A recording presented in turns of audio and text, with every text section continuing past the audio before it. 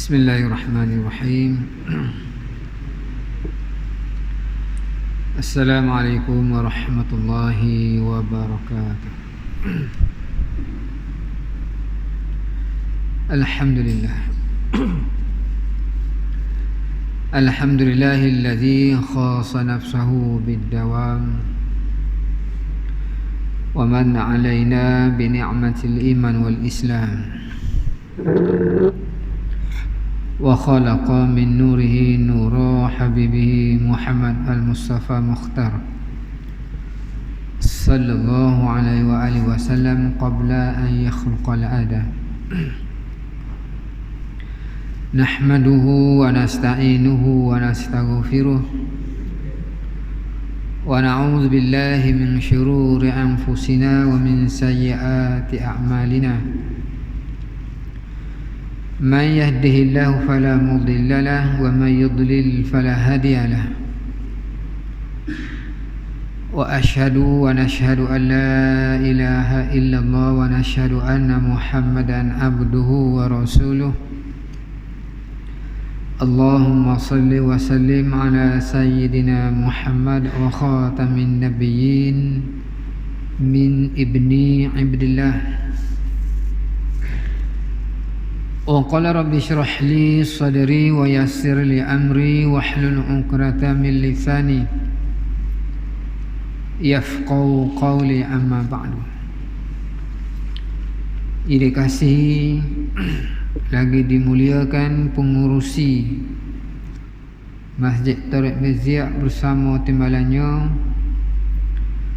ia dibarisi para imam bila-bila dan ahli-ahli jawatan kuasa bersama pegawai masjidnya, dan juga yang dikasihi dan juga dimuliakan ahli-ahli jemaah yang berbahagia, datuk, tuan haji, para soleh-solehin, ayah-ayah, bapa-bapa yang dikasihi oleh Allah Subhanahu wa taala. Terlebih dahulu syukur kita kepada Allah Subhanahu wa taala dalam kita peja celek sampailah kita kepada 19 Rejab. Dah tinggal dalam seminggu lagi barangkali 19 Rejab hari ni. Jadi pada ayah-ayah, bapa-bapa yang belum lagi rasa nikmat puasa bulan Rejab tu, boleh mulalah untuk esok hari Khamis. Kalau ditanya orang, ditanya oleh anak atau isteri, abah puasa ke tak lagi bulan Rejab? Jawab ya esok. Dan kita tanya balik dia, dah rati habis dah ke? Dia kata ya, bila? Esok. Sama-sama puasa lah cerita dia. Mudah-mudahan dengan berkat puasa bulan Rejab ni Allah Ta'ala bagi kelainan sikit. Kerana bulan Rejab Nabi sendiri pun berdoa bulan Rejab ni, Allahumma barik lana fi Rajab wa Sya'ban wa ballighna Ramadan. Ya Allah, ya Tuhan kami, berilah keberkatan kepada kami pada bulan Rejab. Jadi nak ambil keberkatan bulan Rejab ni, sekurang-kurangnya puasa, dan sekurang-kurang juga bangun malam, walaupun sedikit pun tak apa. Ya, sebagaimana bagi tahu 2 minggu lepas, kurang-kurangnya panggil nama Tuhan, merayu ke dia, Allah panggil. Banyak benda yang kita panggil, maka kita panggil dia. Kenapa? Nak menunjukkan kita ni perlu pada pertolongan dia. Jadi sebelum kita pergi jauh pelajaran kita sifat ma'ani, yakni kita telah dulu pembuat pencerahan sifat ma'ani, yakni iradah. Kita akan buat pencerahan semula, dan sebelum tu Ustaz nak selit sikit, nak ambil berkat Isra' Mi'raj. Kalau bulan minggu 2 minggu yang lepas Ustaz cuba buat penjelasan sedikit tentang jangan kita meletakkan Nabi tu kotor, jangan meletakkan Nabi tu masih ada najis, dan masih ada lagi bekas-bekas tapak iblis dalam hati selepas dicuci oleh malaikat baru bersih. Jangan pergi situ lah. Ustaz nak besar lagi sekali. Rupanya setelah Jibril cuci, Jibril basuh dengan Zam-Zam, baru Nabi tu tak ada masalah, bersih, baru masuk. Silap. Silap. Kerana Nabi dah sedia masuk. Dalil tuan-tuan perasan ke antara yang kita nak ambil hujah apabila malaikat Jibril alaihissalam diperintah oleh Allah SWT dengan malaikat Mikail untuk membasuh dada Nabi, dia bawa batir daripada syurga. Betul tak? Batir daripada syurga, malaikat Jibril. Cuba cuba suluh secara dalam. Bapa dan kenapa dia ambil batir kosong? Dia tidak ambil air yang air daripada syurga, air telaga Nabi. Gapo? Air telaga Al-Kausar. Tapi sebaliknya dia ambil air Zam-Zam. Tuan-tuan, air Zam-Zam ni untuk umat je. Sebab Nabi sedia bersih. Air Zam-Zam ni di atas bumi ke di syurga? Di bumi. Di bumi ni untuk umat ke untuk Nabi? Kalau Nabi kena minum air Zam-Zam juga, baru-baru dia comel perangai dia. Kalau Nabi rasa kurang sakit, ambil Zam-Zam buat berubat gitu. Tak. Air Zam-Zam ni untuk umat, bukan untuk Nabi. Nabi ada dah air dia, telaga Al-Kausar. Telaga ni bila mana satu orang panggil hadis menceritakan tentang telaga Al-Kausar. Ketika baginda Rasulullah SAW duduk di tengah-tengah sahabat, tiba-tiba dalam duduk tengah-tengah sahabat ni baginda Rasul terpejam, terlelap. Habis terlelap tu baginda lenggok terlangit dan tersenyum. Pelik lah kalau kita duduk ramai-ramai suka seorang, pelik tak? Pelik tuan-tuan. Tapi begitu juga para sahabat tengok Nabi senyum seorang-seorang. Kata sahabat, ya Rasulullah, bagaimana kamu senyum seorang-seorang? Ada benda rasa pelik. Sahabat rasa pelik. Kata baginda Rasul, wahai sahabatku, aku baru sahaja menerima wahyu pada Jibril alaihissalam, yang mana Allah Ta'ala anugerahkan kepada aku sesuatu yang luar biasa. Apa dia? Yang telaga Al-Kausar. Bunyinya apa surah tu? A'udzu billahi minasyaitonir rajim. Inna a'tainakal kausar. Sesungguhnya Allah Ta'ala tu dia bagi satu anugerah yang mulia kepada baginda Rasul yang telaga Al-Kausar. Gapo telaga Al-Kausar ni? Telaga Al-Kausar ni satu Ustaz nak tunjuk satu kelebihan. Apabila ahli-ahli neraka nanti di pada akhirat nanti, bila ahli neraka sudah luput dosanya, habis dosanya tuan-tuan, kerana ikut timbangan lama tak lama ikut atas dosa tersebut. Bila habis dosa, maka ahli-ahli neraka dijemput oleh baginda Rasulullah ke syurga. Sila-sila ke syurga. Ahli neraka ni yang nak pergi ke syurga dia tak akan berlari. Dia tak nak masuk syurga. Nabi kata, bapa mu tak nak masuk syurga? Sila, dah habis dah semua. Dia tak nak masuk syurga. Kenapa? Dia malu. Kerana ni dalam tubuh batal orang yang tubuh badan orang yang masuk neraka ni ada tanda anar, tak hilang lagi. Ibarat macam orang keluar pada penjara, baju pakai lagi baju lokak, dia nak pergi shopping, mudah lepas pada penjara, agak-agak dia pergi dengan baju lokak tu. Tak, dia tak berani nak pergi dengan baju lokak tu, takut kata lari dalam penjara. Tuan-tuan, dia tak akan pergi, duduk setepat tu juga selagi tak buai baju lokak tu. Begitulah ahli neraka, dia tak akan masuk syurga selagi tak hilang ahli nar, tadai. Kerana berkat air telaga Al-Kausar ni, Nabi mandikan, basuhkan, cucikan ahli neraka dengan telaga air Al-Kausar ni, maka hilang. Kata Nabi, wahai sahabat, mu tahu tak berapa dia telaga Al-Kausar ni? Tak tahu. Telaga Al-Kausar ni sebuah anak sungai yang begitu juga ni, ibaratnya sejenis-jenis dan seberkat-berkatnya, sehinggalah cebok-cebok yang duduk tepi air Al-Kausar ni sebanyak bintang di langit. Umat aku akan pergi situ. Persoalan dia, apa malaikat Jibril tak ambil air tu turun ke bumi, bubuh dalam batir, siap-siap turun basuh dada Nabi. Kenalah pada tempat dia, tapi dia ambil air Zam-Zam. Inilah merujuk kepada air Zam-Zam ni, dia melihat daripada sudut untuk umat, kerana air Zam-Zam ni khusus untuk umat. Jadi apabila kita nak tengok apa air Zam-Zam, air Zam-Zam adalah satu yang merupakan untuk perubatan. Air Zam-Zam untuk perubatan pada siapa? Bukan untuk Nabi. Tuan-tuan, Nabi tak boleh nak berubat dengan Zam-Zam, dia ada mukjizat dah. Yang kita pulung-pulung pergi tu memang benar yang dikatakan oleh Nabi. Jika kita ambil air Zam-Zam tu terpulang pada niat kita. Kalau niat kita untuk menyembuh, dia akan menyembuhkan. Kalau kita nak untuk buat perubatan, dia akan jadi berubat. Kalau kata nak ilah dagu. Kalau untuk ilah lapar, ilah lapar. Hebatnya air Zam-Zam. Air Zam-Zam tu, dia ibarat macam dia dengar apa yang kita kata. Dia ada link. Dia tahu apa yang kita ajak. Bukan dia Tuhan. Bukan air tu makbulkan kita. Allah yang makbul. Tapi sebab air tu, dia boleh dengar. Dia boleh minta dengan Tuhan pula. Allah Akbar. Jadi hari ni kita kalau ada apa-apa masalah tuan-tuan, pergilah ambil air Zam-Zam. Kita tengok kajian sains doktor, kajian sains ataupun kajian doktor, memang banyak perubatan daripada sudut perubatan air Zam-Zam ni memang luar biasa. Memang luar biasa. Tidak ada air yang melintasi air Zam-Zam atas muka bumi kecuali air itu. Air apa? Tak ada air lain dah. Tuan-tuan, minumlah air Zam-Zam. Walaupun dia nampak macam biasa-biasa, tapi memang luar biasa sehingga tidak ada kladok panggil. Kladok kau tidak ada keruh, kau tidak ada habuk. Apa ni panggil kalau air biasa ni, dia ada keruh. Dia ada kladok.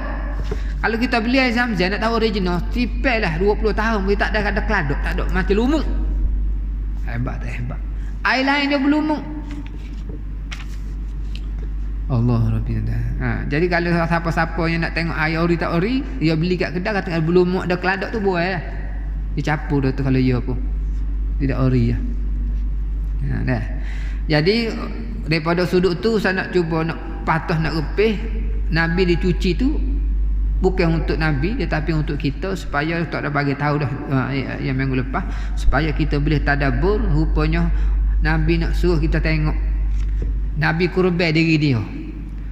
Sesungguh dalil yang kedua, apa yang berlaku pada Nabi, percakapan Nabi, makan Nabi, minum Nabi, tidur Nabi, apa berlaku pada Nabi untuk umat. Jadi pemberian Nabi pun untuk umat. Gitu. Jangan kata Nabi kotor baru cuci baru bersih. Tolong jangan jatuh akidah.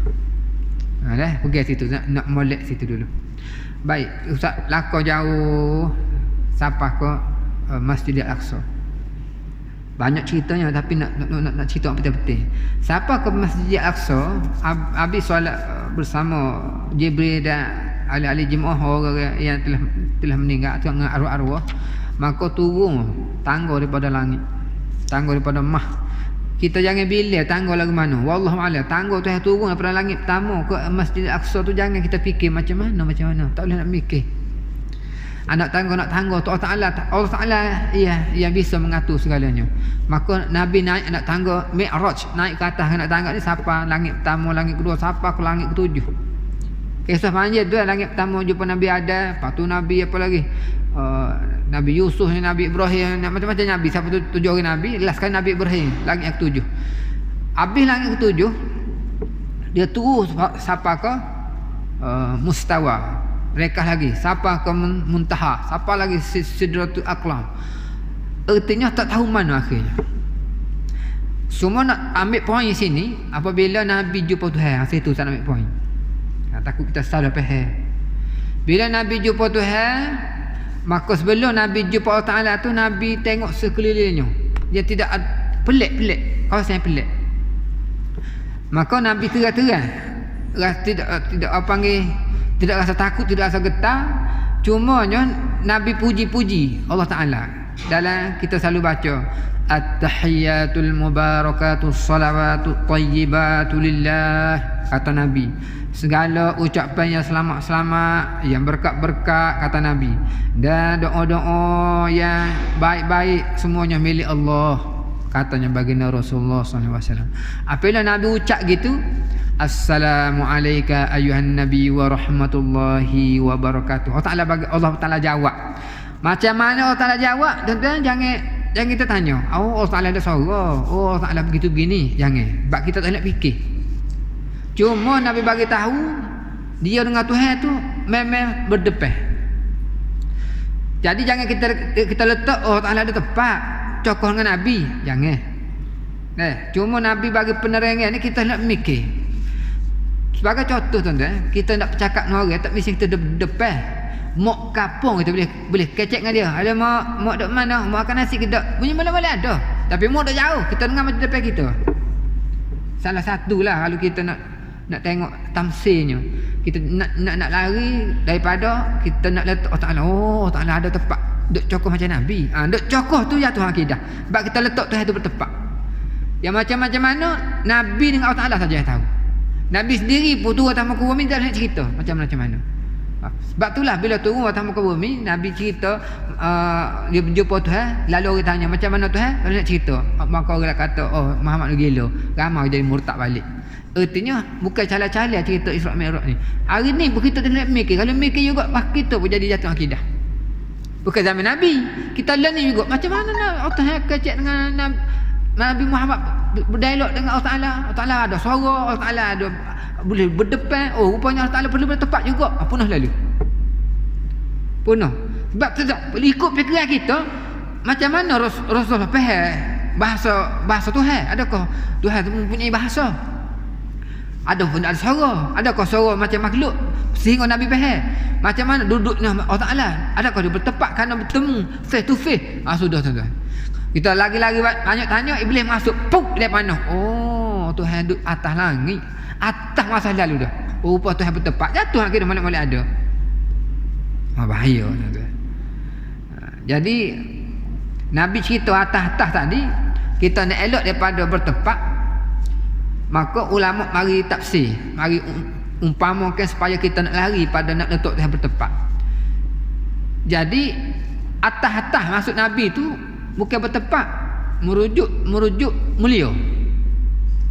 Artinya kita kalau nak orang mulia di atas, lagi mulia lagi atas, lagi mulia lagi atas. Paling mulia paling atas. Satu. Dan atas juga sebenarnya ulama kata kita sendiri pun tak tahu atas. Sebab atas tu tidak bertepat. Contoh ulama bagi bawa supaya kita nak elok fikiran kita dipanah oleh iblis. Contoh bumi ni bulat tuan-tuan. Bumi ni bulat. Dia ada selatan, dia ada utara. Dia ada timur, dia ada barat. Jadi kita tanya orang selatan, mana atas tunjuk bawah? Orang timur, sini atas. Atas, kanan kiri belakang depan atas. Jadi bila kita nak fokus, mana satu atasnya? Tak tahu. Adakah utara, adakah selatan, adakah timur, adakah barat? Tak tahu. Jadi merujuk ada di mana-mana. Situ. Tapi ada di mana-mana ni pula tuan-tuan. Kalau faham Wahabi masalah. Wahabi tak setuju ada di mana-mana ni. Dianya nak juga Ar-Rahman al-Arsh istawa tu. Jadi dia meletak, dia nak menganjing ahli jemaah ni. Kita kata perkataan yang wuduh lah. Wahabi nak menganjing-anjingkan ahli sunnah wal jemaah. Dia kata kalau macam itu Tuhan ada dalam makut tandas. Tuhan ada dalam poket baju mung. Tuhan ada di mana-mana. Oh, parok bah. Wahabi jangan menganjing ahli jemaah ni. Kita nak jawab benda masa tu. Ustaz, kalau Tuhan tu ada di mana-mana, apa kalau saya kata Tuhan ada dalam makut tandas? Tak ada. Ada di mana-mana. Sebut aje lah. Tu. Jangan jauh. Jangan fikir macam faham Wahabi. Ahli sunnah wal jamaah penerangan balik pada Wahabi ni. Dia kata Wahabi ada di mana-mana makhluk dan ada mana-mana Tuhan tak sama. Sebab ada mana-mana makhluk dia nak pada tepat. Mana demo? Situ. Mana demo? Sini. Dia nak tepat. Ada pun mana-mana Allah Ta'ala tak bertepat. Contoh, kita duduk dalam tanah, kita dalam pengetahuan Tuhan. Kita duduk mana? Duduk angkasa dalam pengetahuan Tuhan. Kita duduk dalam perut bumi dalam pengetahuan Tuhan. Duduk dalam laut dalam pengetahuan Tuhan. Artinya Tuhan ada mana-mana. Ada mana-mana sini dalam pengetahuan Allah. Bukan Tuhan ada cokoh belum ada tempat duduk. Jadi ahli Wahabi ni dia senyap situ. Dia nak kata benda lah. Dia nak ala arsh istawa juga. Dia nak Tuhan duduk cokoh atas arsh. Jadi kalau orang tanya, kalau yang kedua, kalau begitu sebelum Allah Ta'ala jadi ke arsh, macam mana Tuhan duduk? Dia senyap pula. 2 kali senyap. Tuan-tuan. Jadi jangan kita terpengaruh dengan Wahabi. Wahabi ni teruk tuan-tuan. Sehinggalah yang terkini mengikut satu lagi sahabat dia, doktor apa? Yang PhD tu. Allah Akbar, doktor apa? Daripada selain daripada Mufti Perlis. Datuk benda? Dr. Ruzaimi. Dia kata kalau kita ahli sunnah berzikir Allah, jangan, tak ada faedah. Allahu Akbar. Sebab tak ada makna apa. Tidak ada hadis mengatakan berzikir Allah ni. Dia nak Allah Ar-Rahman, Allah Ar-Rahim. Subhanallah. Jadi kita kalau orang pondok dia lain. Pondok kalau Asmaul Husna tu ada Ar-Rahman Ar-Rahim Al-Qudus Asma tu sifat. Nama pada sifat. Adapun Allah ni nama pada zat. Nama pada zat ni tuan-tuan, tak perlu dia kata Tuhan Maha Besar pun dapat pahala. Tak, sebut Allah sahaja pun dapat pahala. Allah sahaja dapat pahala dah sebab dia nama zat. Ada segala-gala dalam zat tersebut. Contoh saya bagi tahu lah. Contoh anak kita melintas jalan, tiba-tiba ada satu lori. Adakah kita kata lari cepat, lori besar, nanti tindih, mati, mapuh mung gitu? Macam nak lori mari. Dak, kita kata satu je. Pak, lori. Satu lori je. Dalam lori tu nanti bahaya, nanti mau mati, mau lari cepat, mau jangan macam-macam dia sebut lori je. Dalam perkataan kita saat ni tak perlu nak macam-macam nak sebut. Kamu kena lari cepat lori. Tak sebut lori. Lori tu api tahu dah. Sebab api tu dia bahaya, boleh mati. Kamu kena lari cepat. Gitu. Dia sebut Allah macam-macam mari, pencipta, pemati, macam-macam mari perut. Betul tak? Sebab tu masa kita nak mati, disebut Allah nak sakaratul, nak keadaan sakaratul maut, cukup dah nak menunjukkan kita Allah mari dah, Maha Besar, Maha Hebat, Maha Kaya, dialah Tuhan. Sebut Allah tangan aku dah dia Tuhan. Besar tu ada makna dah. Kau tak ada pahala kita ngaku Allah tu Tuhan. Dalam kita sebut Allah, dalam perut dialah Tuhan buat semua. Dia Tuhan yang agung, dia Tuhan yang Maha Suci, Maha Besar. Erti tak perlu sebut mulut. Bahaya Wahabi bah. Subhanallah. Tapi orang ramai ikut ini tak, kita kena hati-hati. Dia tak serang Wahabi ni, tak serang Syiah. Dia tak ambil setuh pun Syiah. Walaupun terang-terang Syiah semua batu Karbala, tapi tak kata apa. Tu pelik. Tuan-tuan, kita ahli sunnah wal jamaah tahlil tak boleh. Tahlil sana tu sikit. Takut tuan-tuan tak ada ujah nak jawab. Talqin, tahlil, kita buat tahlil lah. Malam ni kita melek jemaah orang buat tahlil. Dia kata bid'ah. Siapa tak ada buat tahlil? Ustaz nak tanya, kalau ada Wahabi sini lah, rasa tak ada Wahabi sini. Kalau ada orang mati, apa perkataan yang kita ucap pada orang yang mati? Inna lillahi wa inna ilaihi raji'un. Betul? Wahabi tak sebut ke tu? Sebut. Mati dah ayah mung, inna lillahi wa inna ilaihi raji'un. Mati dah sahabat, inna lillahi wa inna. Tengok dalam WhatsApp le grup semua, inna lillahi inna lillahi. Maksudnya sebut perkataan tu. Ustaz nak tanya, inna lillahi ni perkataan hadis ke Quran? Kau syair? Inna lillahi ni syair ke hadis ke Quran? Quran. Kalau dia mati sebut ayat Quran dah, pada orang hidup pada mati, pada orang mati. Kalau sebanyak tu kita ucap berasa boleh pahala dah, kita baca surah Yasin lagi banyak, baca ayat kursi lagi banyak, paku lagi ayat Quran. Mu baca inna lillahi sikit je, aku baca macam-macam. Apa aku baca banyak boleh pahala, baca sikit boleh pahala? Bodoh mu nampak satu. Tu wak kasar sikitlah, bodoh putih. Mu baca inna lillahi wa ta'ala kata, wa ta'ala patah perkataan boleh pahala. Sedangkan orang baca Yasin tak ada pahala. Macam mana kita? Kita boleh terima tahlil. Dia kata tahlil tu bukan orang duk marhaban. Ya marhaban. Bukan begitu. Orang baca Quran. Teruk Wahabi. Minta maaf dah. Kasar bab dia nampak menganjing orang yang baca baca Yasin tahlil apa semua. Habis apabila Allah Taala berjumpa dengan baginda Rasulullah SAW berapa kali? 9 kali. Tak? 9 kali Nabi jumpa. Tak ke 9 kali tak nak cerita sikit abuk. Tak boleh bah. Maka ulama bawa tamsil walaupun 100 kali sekalipun kita tak boleh nak cerita. Bukan nak jumpa Tuhan. Kita makan lada, makan masin, makan gulung, pedas. Tak nak cerita. Boleh cerita masin je lah. Manis, masin, pedas. Tak nak cerita macam mana pedas. Nak tahu kat merasa diri lah pedas kan. Nak apa dah kita bagi.